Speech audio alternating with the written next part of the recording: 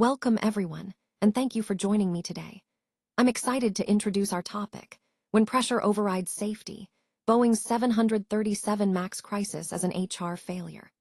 On this first slide, I want to highlight why this case is so important for students, faculty, and industry stakeholders alike. It reveals how failures in human resources, like fear-based cultures, ignoring warnings, and the erosion of ethics, can lead to devastating consequences. Understanding this is crucial for grasping the human costs behind organizational dysfunction. Over the next few slides, we'll explore what happened, why it matters, and what lessons we can learn to prevent similar crises in the future. This wasn't just a technical malfunction, it was a systemic breakdown.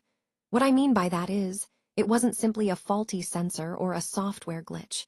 It was a deeper issue rooted in the way the system was managed and the pressures faced by those involved. Corporate pressure, fear, and even ethical compromises all played a role here, and tragically, these factors led to the loss of hundreds of lives. This incident resulted in the global grounding of the entire 737 MAX fleet, which was an unprecedented move in aviation history. It shows how serious and far-reaching the impact was. The human toll was devastating, families shattered, trust broken, and the industry's credibility deeply damaged. We're talking about 346 lives lost across two crashes, Lion Air Flight 610 and Ethiopian Airlines Flight 302. These events shook the foundation of aviation safety and raised critical questions about how safety, business, and ethics intersect in this industry. This slide highlights the human toll and the crisis that truly shook aviation to its core. It's a stark reminder of what happens when systemic issues go unchecked, and it underscores the importance of transparency, accountability, and putting safety above all else. So, one of the most troubling aspects of this situation is that retaliation became almost standard practice within the organization. Employees who dared to speak up or raise concerns often found themselves facing punishment rather than support. Unfortunately, HR systems at the time failed to effectively protect these whistleblowers, which only encouraged a culture of silence. Punishing those who raised issues created a chilling effect, and regulatory shortcuts became normalized as a result. Instead of addressing problems transparently, the focus shifted to hiding bad news from leadership, maintaining the illusion that everything was under control. This culture of concealment was reinforced by the fear of retaliation, which prevented many from escalating their concerns further up the chain. Technical warnings about safety or design flaws were often systematically ignored, and engineers who tried to raise alarms found themselves silenced. Meanwhile, the organization prioritized speed over thorough safety validation, especially in the frantic race against competitors like Airbus with their A320neo. All these factors, pressures to cut corners, suppress warnings, and prioritize market success, created what I would call the perfect storm. This combination of factors, retaliation, concealment, ignored warnings, and relentless competition, ultimately led to disastrous outcomes. It's a stark reminder of what can go wrong when safety and transparency are sacrificed for short-term gains. What we're seeing here is how a culture rooted in fear and a relentless focus on speed ultimately compromised Boeing's product integrity. Tragically, this led to the loss of 346 lives. One of the core issues was that short-term profits were prioritized over long-term safety and quality. Managers often lacked proper training in ethical decision-making, which made it easier for shortcuts to be taken. There was a clear leadership ethics gap, where safety and integrity were sidelined in favor of hitting aggressive delivery targets. These targets pushed teams to prioritize speed over thorough safety validation. Incentive structures played a big role here too, rewarding employees for quick results rather than careful, comprehensive work. Compounding the problem, the systems meant to encourage speaking up about concerns were either missing or ineffective. Anonymous reporting channels were either absent or ignored, and there was no real way for engineers or staff to voice ethical concerns without fearing career repercussions. This created a broken reporting mechanism, where issues went unreported and unresolved. On top of that, the supposed speak-up culture was more of a paper promise than reality. Many engineers felt they couldn't raise concerns safely, which led to a collapse in psychological safety across the organization. At the heart of this crisis was a failure in HR practices, an inability to foster the right environment or provide the necessary support for ethical behavior. All these factors combined created a perfect storm that ultimately compromised safety and cost lives. Let's take a closer look at some of the critical trade-offs involved in implementing these reforms. First, giving engineers the power to use the and chord can delay deliveries, but it's a vital step in saving lives by stopping unsafe work immediately. This kind of production halt authority is about prioritizing safety over short-term progress. Next, adding rigorous ethics programs for all managers might increase costs up front, but it significantly reduces the risk of future crises caused by unethical decisions. Investing in ethics training helps build a culture of integrity from the top down. Then, creating anonymous whistleblower channels might seem like it could lead to an overload of reports, but it's essential for preventing concealment of problems. These pathways ensure issues are surfaced in a safe and confidential way, strengthening overall safety and transparency. Additionally, redesigning incentive systems to reward safety milestones, rather than just focusing on delivery speed, may slow production temporarily, but it fosters long-term trust and a safety-first mindset among workers.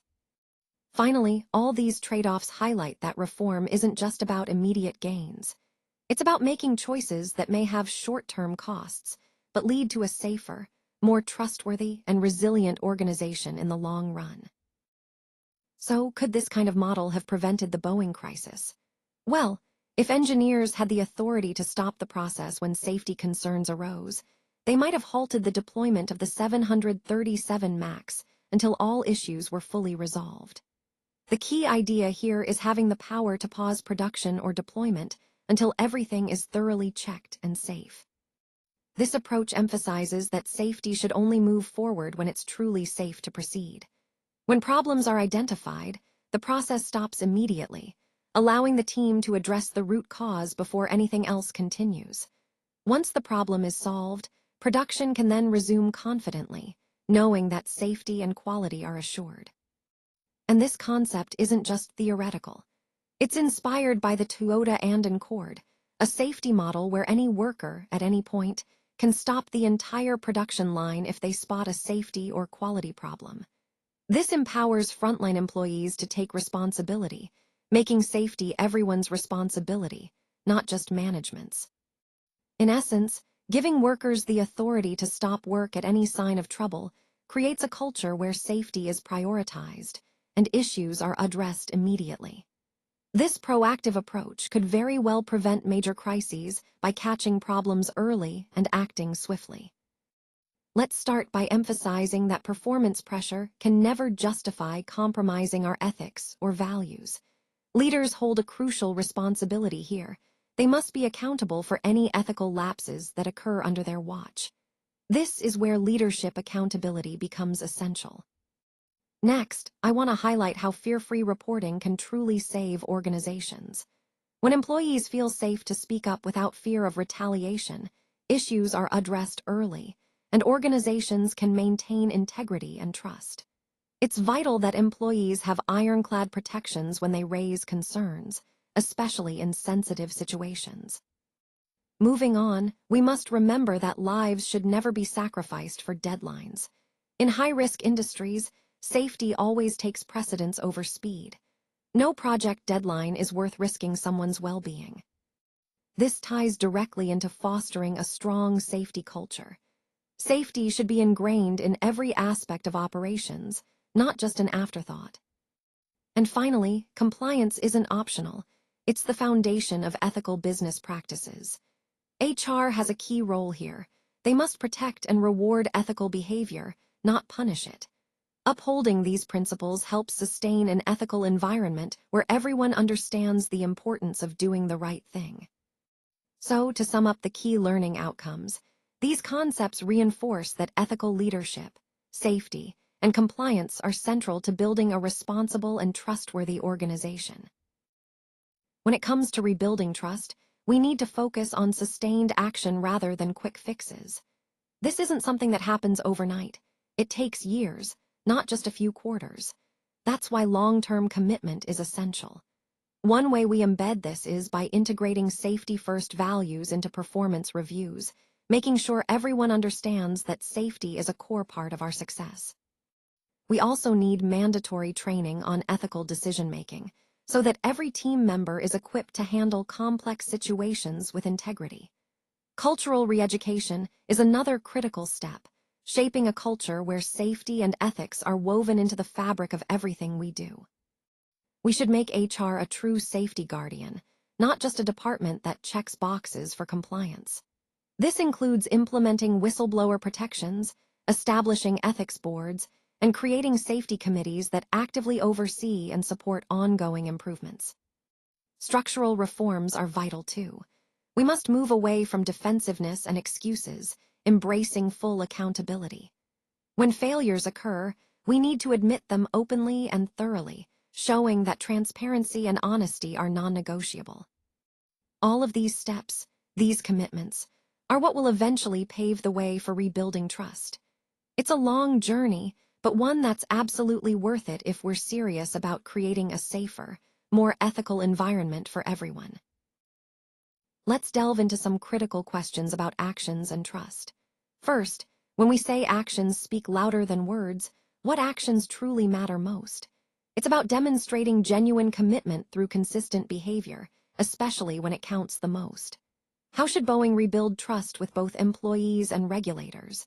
Transparency, accountability, and a clear focus on safety are essential steps. Now, when does ambition cross the line into danger? It's important to recognize that relentless pursuit of innovation can sometimes lead us to overlook ethical boundaries. Speaking of ethics, does performance pressure always push people toward shortcuts? Not necessarily, but it often creates a risky environment where shortcuts become tempting. To address these issues, we should consider the role of anonymous channels, ombudspersons, and third-party reporting systems. These can be powerful tools to uncover problems before they escalate. What HR systems are most effective at preventing retaliation? Robust protections, clear policies, and a culture that encourages speaking up are key. Next, we need to weigh empowerment against potential delays. Should safety-critical industries allow engineers to halt production if they identify a safety concern? Many argue yes, because safety must come first. Reflecting on Boeing's situation, could better HR systems have prevented the tragedies? It's likely that stronger HR practices, coupled with technical safeguards, could have made a difference. Finally, was Boeing's crisis mainly a technical failure, an HR failure, or a combination of both? These questions lead us to critical reflection, challenging us to think about how we can foster a culture of safety, ethics, and trust across all levels. This slide emphasizes a crucial point for students, faculty, and industry leaders alike. Technical excellence alone isn't enough. It's vital to pair that expertise with strong ethical integrity. Your future organizations will depend on your ability to get this right. The key lesson here is that HR isn't just about hiring and firing. It's really about nurturing a culture where doing the right thing is always recognized and rewarded. It's about making safety non-negotiable and ensuring that every voice, no matter who you are, matters. When HR fails to uphold ethical standards, or when leadership prioritizes speed and profit over safety, the consequences can be catastrophic. Employees may be afraid to speak up, and that silence can lead to disaster. A stark example of this is Boeing's crisis, which clearly shows us that organizational culture isn't just a soft issue, it's a matter of life and death. This tragedy resulted in the loss of 346 lives because HR systems failed to prevent it. And the bottom line is this: creating a culture rooted in integrity and safety isn't optional. It's essential for the survival and success of any organization.